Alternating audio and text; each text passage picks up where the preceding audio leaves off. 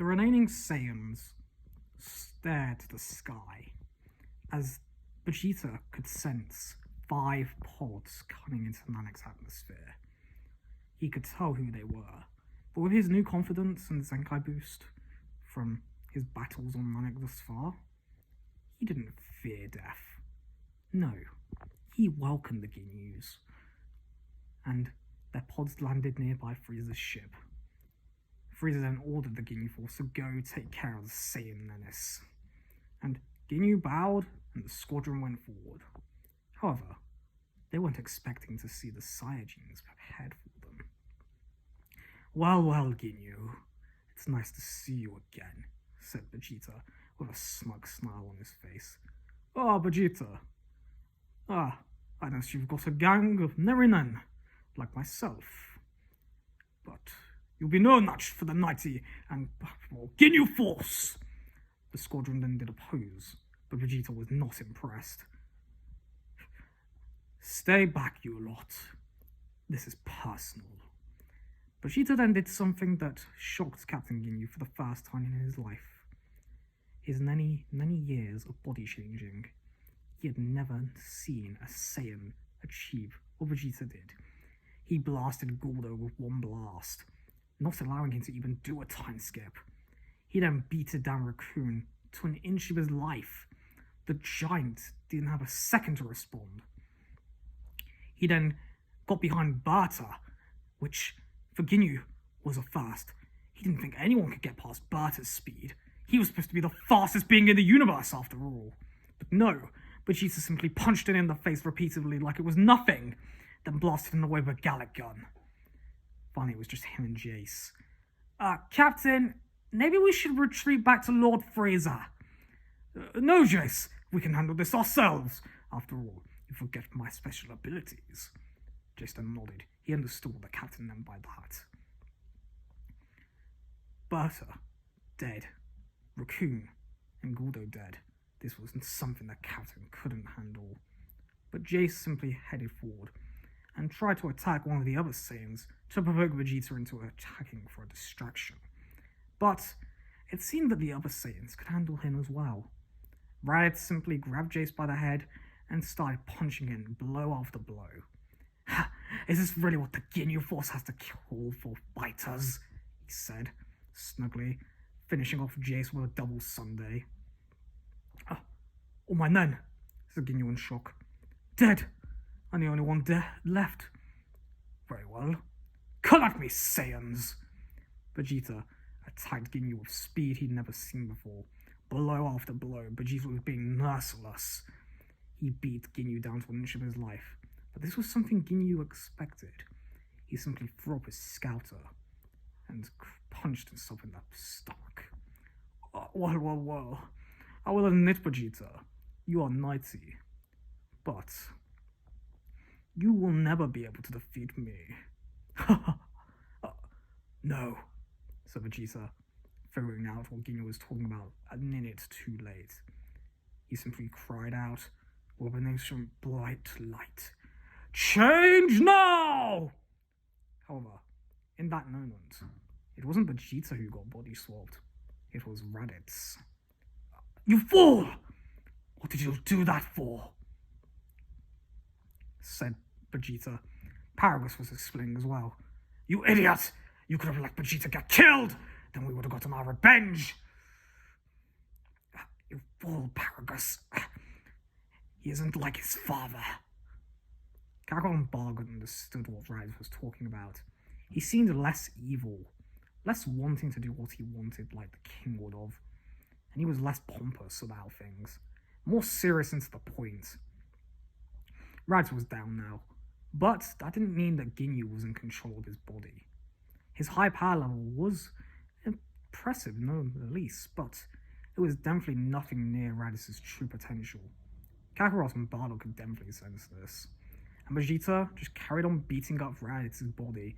He wanted this. The perfect opportunity to beat both his enemy and Captain Ginyu.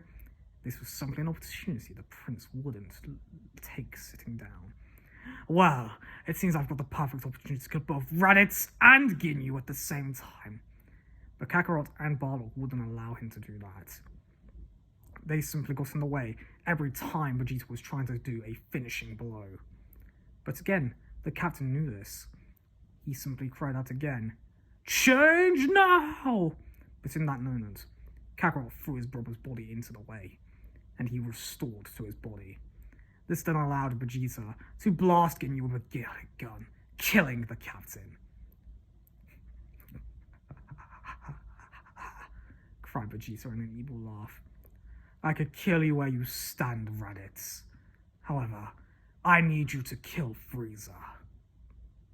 He simply dragged Raditz into a healing pod that they had on their ship, and he was left there to heal, whilst the others devised a plan on how they were going to take down Frieza. But Vegeta simply took one of the beans that Kakarot had been holding and ate it. He then simply ran towards Frieza's ship.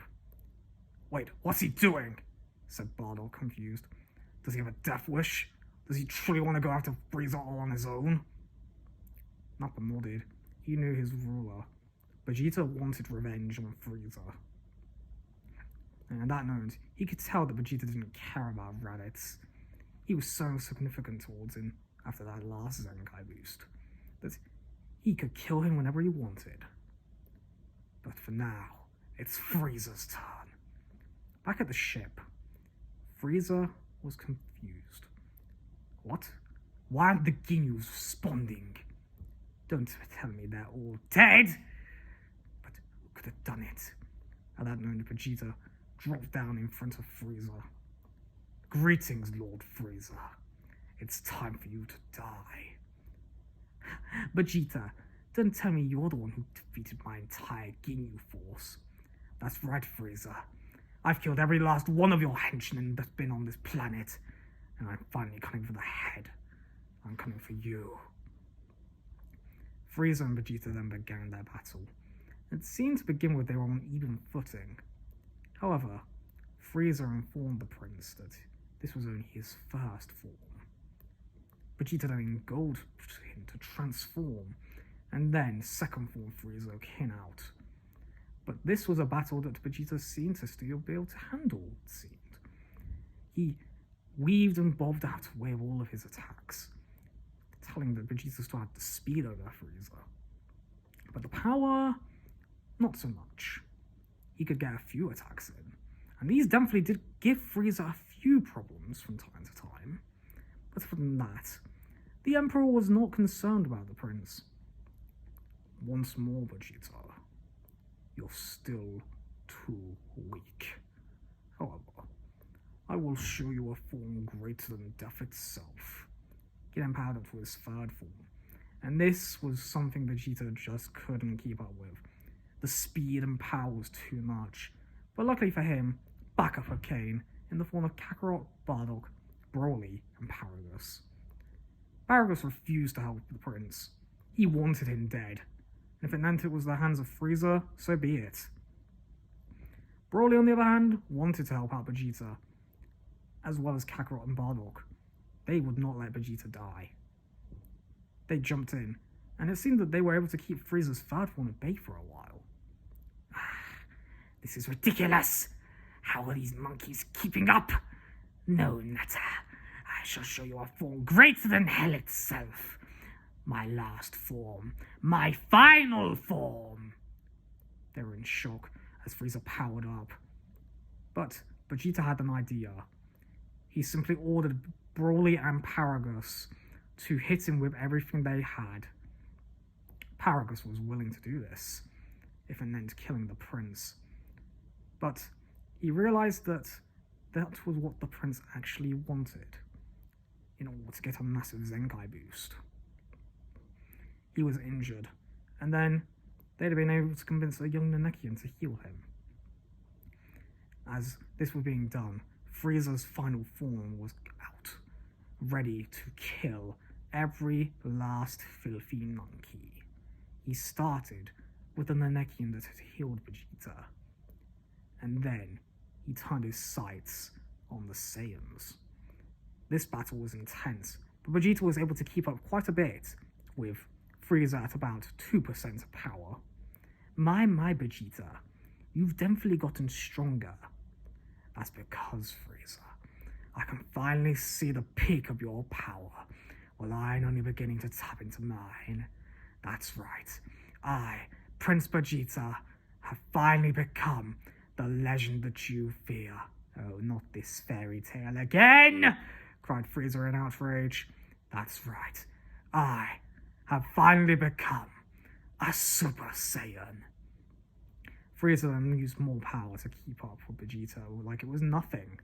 He blasted him, punched him, and even warped and weaved out of the way of Vegeta's attacks. Where's he gone? Why can't I sense him? I should be on a Super Saiyan! Really? You can't keep up with that small increase in speed and you call yourself a Super Saiyan, Vegeta? Pathetic. Frieza decided to go a bit more on the power side, and this is when Vegeta's world was flipped upside down. The other Saiyans tried to help him out, but they couldn't seem to land a finger on Frieza. And then Frieza did something that he was soon about to regret. He hadn't realized it at the time. But he decided to throw a death beam at one of the other Saiyans. He didn't care who it hit, but it seemed that it hit Paragus straight in the chest. And this is when Broly appeared, outraged and berserk. Frieza had to go on the defensive at first, but even with Broly's anger burst, it seemed that 50% power was enough to keep him in check. My, I was actually scared I'd have to deal with an actual Super Saiyan, but it seems I'm just dealing with a bunch of monkeys as usual. Everyone was tired now.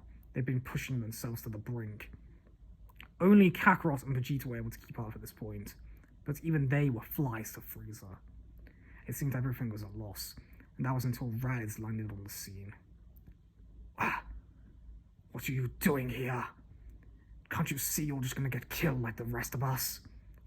Raditz didn't say a word to Vegeta. He simply picked up his father and Kakarot from the floor, checking they were alright, and then checked on his friend Broly. What happened to Paragus? He asked. Broly simply gritted his teeth.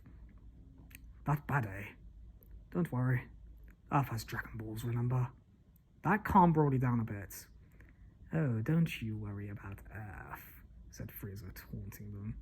Once I've killed all you and blown off this pathetic rock, I'll be going there next to kill everyone there. And I'll blow it up. There'll be no Dragon Balls bringing you back.